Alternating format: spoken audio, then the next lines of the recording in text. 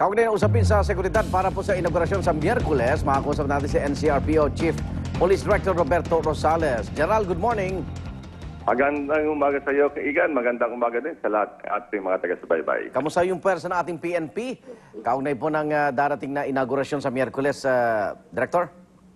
Ay, handang-handa na kami, Igan. Katunayan niya, nandito kami ngayon sa Nayong Pilipino, dito sa may malapit sa ating mga airport.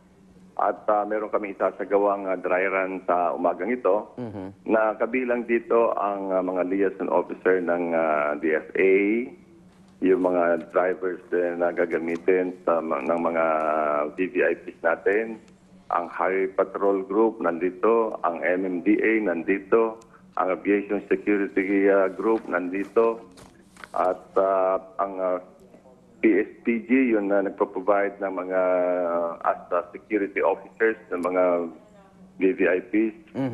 At ganun din yung mga drivers and crew ng mga lahat ng mobile cars na gagamitin dito at mga hagad. Okay. So, diyan, Igan, handa kami when it comes to the VVIPs na susunduin, ibibilit natin, ihahatid natin sa mga places of destination nila hanggang sa matapos ang ating functions dito sa inauguration. At sa lahat ng venue, mamaya rin, nakikita rin namin lahat, magkakasami ng walkthrough para masiguro lang namin na lahat ng will be covered appropriately. Ilang puliso ba itatalaga sa inauguration day na yan? Unang napa-announce natin nun ay nasa 5,500. Opo. Pero kailangan pa natin ng mga buffer security. So, maka-additional of 1,000. So this will be in a total of 6,500 police lang yon. Okay, yung kahigpitan ng seguridad, baka magulat naman ng tao. So talaga maghihigpit kayo, Director? Ay, totoo yun. Meron tayo mga checkpoint na kung saan yung publiko ay pwede naman pumasok dito, provided doon lang sila sa we're talking about the yung sa Luneta.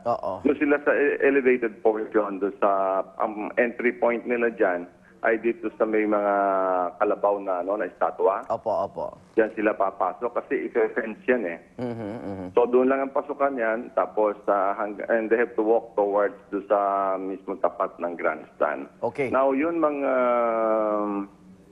VIPs at saka yung talaga mga imbitado ng bagong administrasyon, ay meron itong mga entrances and exits dito sa may Calao at saka Katigbak and Rojas Boulevard. Okay. Director, wala kayo nababalitaan naman at natatanggap ng mga impormasyon na grupo na may tangkamang gulong sa June 30? So far, patuloy yung aming pagkalap ng mga ulat tungkol dyan, Opo. At hanggang sa kasalukuyan ay wala tayong natatanggap at mabuti naman at ito ay binavalidate ng lahat ng ating mga intelligence units na yun sa tinatawag namin yung Joint Intelligence Committee. Okay. Director, salamat. Ingat po kayo. Maraming salamat din, Ingan, at mabuhay kayo. NCRPO Chief Police Director Roberto Rosales. Shall step down from this stage, but not from the presidency. Sa pagpatuloy ng serye ng special report tungkol sa naging performance ng Administrasyong Arroyo, suriin naman natin ngayon ang kanilang naging record sa larangan naman ng peace and order. Ang kapayapaan at kaayusan ng bansa ay may tuturing bang pamana ni Gloria? Darito ang report ni Oscar Oida. Hindi ko magagawa ang lahat ng mag-isa. Kailangan ko ang bawat Pilipino upang magkaisa, makiisa, at isa-isang lunasan ang mga sugat ng kahapon. Hindi pa man nakakabuelo na subukan na agad ang tatag ng administrasyong pumalit sa pinatalsik na Pangulo nang sumalakay ang mga loyalista ni Erap sa palasyo.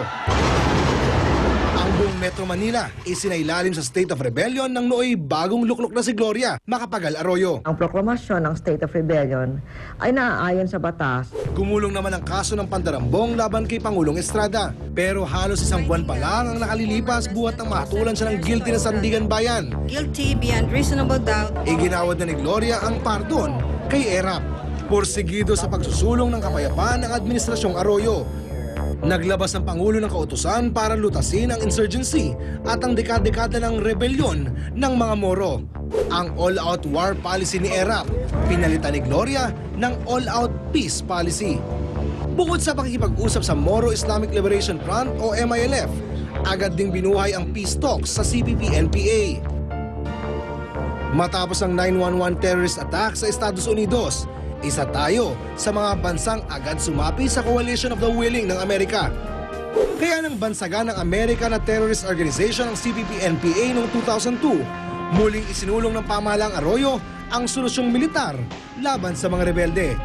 At sa gitna ng serye ng mga pambobomba sa Mindanao noong 2003, muling sinimula ng pamahalaan ang opensiba kontra MILF. The leadership of the Abu Sayyaf has started to fall. The crackdown has neutralized 130 of them. Itaganin nyo sa bato, tatapusin natin ito. Abu Sabaya, patay sa enkwentro sa Sibuco, Zamboanga del Norte. 22 Abu Sayyaf, kabilang sina Commander Robot, Commander Global. Sa pag-usad ng mga taon, isa-isang nalaga sa mga kinikilalang leader ng Abu Sayyaf. Pero ang pangakong itinaga sa bato, mukhang sa tubig na ilista. Dahil ang grupo ng mga bandido, nagpatuloy pa rin sa paghahasik ng terorismo. Nakatutok si John Veneracion. Mula sa Dos Palmas Resort sa Palawan. Sunod-sunod na pagsama. Italianong pari na kinidnap sa Zamboanga, Patuloy Sibunay. operasyon para matuntun ang nawawalang tatlong mamamayan. miyembro ng International Committee of the Red Cross. Tatlong sibilyan sa Maluso, Basilan ang dinukot at pinugutan ng Abu Sayyaf. Namugot na naman ang Abu Sayyaf sa Basilan. Ang problema sa terorismo, mamanahin pa rin ng susunod na Pangulo. I am determined to build a strong republic by breaking the back of terrorism and criminality. Pero hindi lamang kriminal at mga terorista ang nahagupit ng sinasabing strong republic ni Gloria. Sa tala ng GMA News Research, di bababa ng 207 ang bilang ng mga naganap na armed conflict o labanan simula nang maupo ang Pangulo noong 2001. Noong 2008, naging numero 1 pa nga ang Pilipinas sa buong mundo pagdating sa dami ng mga bakwit o mga sibilyang napilitang lisanin ang kanilang tahanan dahil sa patuloy na hidwaan sa pagitan ng gobyerno at mga rebelde. Mahigit 145,000 pamilya ang napilitang magbakwit sa gitna ng mga sagupaan ng AFP at mga tauhan nila Commander Umbra Cato at Commander Bravo ng MILF. Nagalit ang mga ito matapos tanggihan ng ilang politiko at ideklarang unconstitutional ng Korte Suprema ang inihaing Memorandum of Agreement on Ancestral Domain